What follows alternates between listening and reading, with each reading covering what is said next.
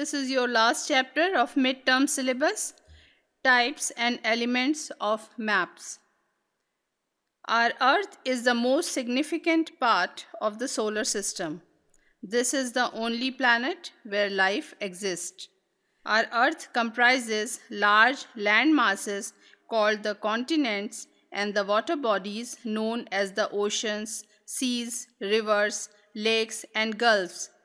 Their position can be located on a map. We can draw different types of maps, showing the whole Earth or a part of it on a flat surface. It can be folded and even printed in the form of a book. We can have maps showing continents, countries, states, or even your city or village. We can plot a large variety of information on it. The science of map making is known as cartography. A map can show various features such as crops, minerals, industries, and even the means of transport. Maps can be of different sizes. Wall maps are very huge maps which are used for display. We can bind the maps in the form of a book called atlas. Types of maps. An atlas contains different types of maps. Number 1, political maps show different countries, states, administrative divisions, cities, and towns in a country. Number 2, physical maps show different physical features such as mountains, rivers, plains, plateau, and other features. Number 3, thematic maps show details of a certain theme such as rainfall, forest, soil, weather, roads, and crop distribution. We use a variety of symbols or signs on a map.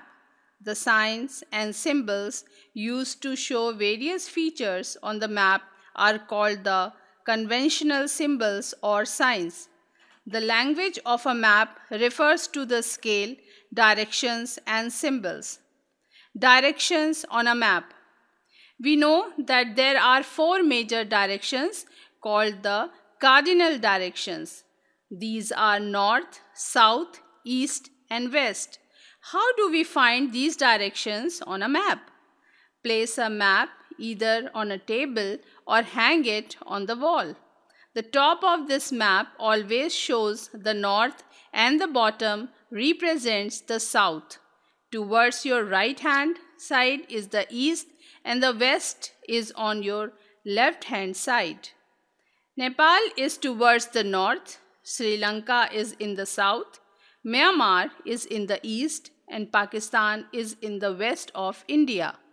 Once we are sure about these 4 main directions, we can easily develop the sub-directions or intermediate directions like the northeast, southeast, northwest, and southwest. This scheme or directions is followed in every country of the world. Scale or distances. Suppose we know the actual distance on the ground between any 2 places. The same distance cannot be shown on a map. Map shows smaller distances. Thus, there is a ratio between the distance on the map and the actual distance on the ground. This ratio is known as the scale of the map. This can be shown in many ways. Generally, it is mentioned in the corner of a map.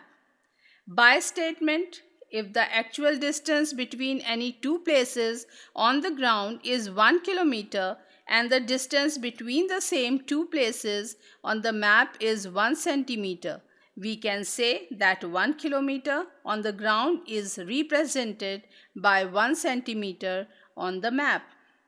By linear scale. In this method, a line is divided into some equal parts. The length of each part shows the map distance between 2 selected places. According to scale, there are 2 types of maps: the large scale maps and the small scale maps. The scale helps us to measure the actual distance on the map and then convert it into ground distance. All the maps are always according to some scale. A map which is not according to scale is a sketch. Color scheme. Some maps are shaded with different colors. We can show and draw a variety of information with the help of colors. Water bodies like oceans, seas, lakes, and rivers are always shown in blue color. Light blue is used for shallow water and dark blue shows deep water. On a map, green color shows plain and forest area. Light brown color is used to show plateau, dark brown is used to show mountains, and yellow color to show agriculture land. A key is always made on a map to tell the meaning of the colors used on the map. It is generally given in a box in the corner of a map. Almost the same color scheme is used on all maps. Conventional signs or symbols.